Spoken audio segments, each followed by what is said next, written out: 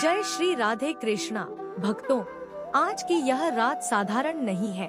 यह वो रात्रि है जब चांद अपनी संपूर्ण आभा में खिल उठता है और उसकी हर किरण में अमृत की बूंदें झिलमिलाती हैं। कहा जाता है इस रात स्वयं माँ लक्ष्मी पृथ्वी पर उतरती हैं और जिन भक्तों के हृदय में श्रद्धा का दीप जलता है, उनके जीवन में सौभाग्य और समृद्धि के दीपक प्रज्वलित हो उठते हैं। भक्तों, आज की यह कथा केवल एक व्रत की कहानी नहीं, यह उस रात की गाथा है जब चांदनी ने अमृत बरसाया था। आइए श्रवण करें शरद पूर्णिमा व्रत की वह पवित्र कथा, जिसमें छुपा है आस्था, विज्ञान और ऊर्जा तीनों का संगम। बहुत समय पहले एक राजा था, राजा चंद्रसेन। वह अपनी प्रजा से प्रेम करता था और हर वर्ष शरद पूर्णिमा की रात महल की छत पर बैठकर चंद्रदेव की आराधना करता था। कहा जाता था उस रात स्वयं चंद्रदेव अपनी किरणों में अमृत लेकर आते हैं और जो भक्त उस चांदनी में बैठे, उसका शरीर और मन दोनों शुद्ध हो जाते हैं।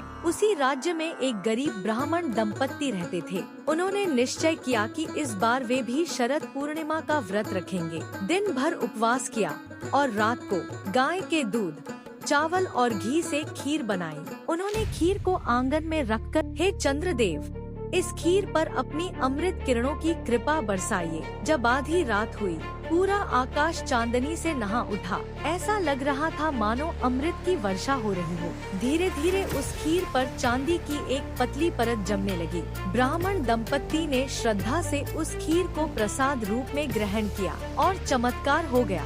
जो पति वर्षों से बीमार था, वह स्वस्थ हो गया। घर में सुख, शांति और धन आने लगा। पूरा गांव आश्चर्य में था। जिसने शरद पूर्णिमा की रात व्रत रखा और चंद्र पूजा की, उसके जीवन के सारे दुख मिट गए। तभी से यह परंपरा चल पड़ी। हर वर्ष भक्त इस रात उपवास करते हैं, खीर बनाते हैं और चांदनी में रखते हैं, क्योंकि ऐसा माना जाता है कि उस खीर में आज भी चांद की अमृत किरणें उतरती हैं। भक्तों, शरद पूर्णिमा केवल पूजा नहीं, यह वह क्षण है जब प्रकृति, शरीर और आत्मा एक लय में आ जाते हैं। वैज्ञानिक दृष्टि से भी इस दिन की चांदनी में विटामिन डी और शांति ऊर्जा अधिक होती है, जो तन और मन दोनों को संतुलित करती है। इसलिए इस रात ध्यान, जप और मनन तीनों अत्यंत लाभदायक माने गए हैं। तो भक्तों, जब अगली बार शरद पूर्णिमा आए, सिर्फ चांद को मत देखिए, उस रोशनी में छुपे अमृत और आशीर्वाद को महसूस कीजिए, क्योंकि आज भी उस चांदनी में लक्ष्मी कृपा बरसती है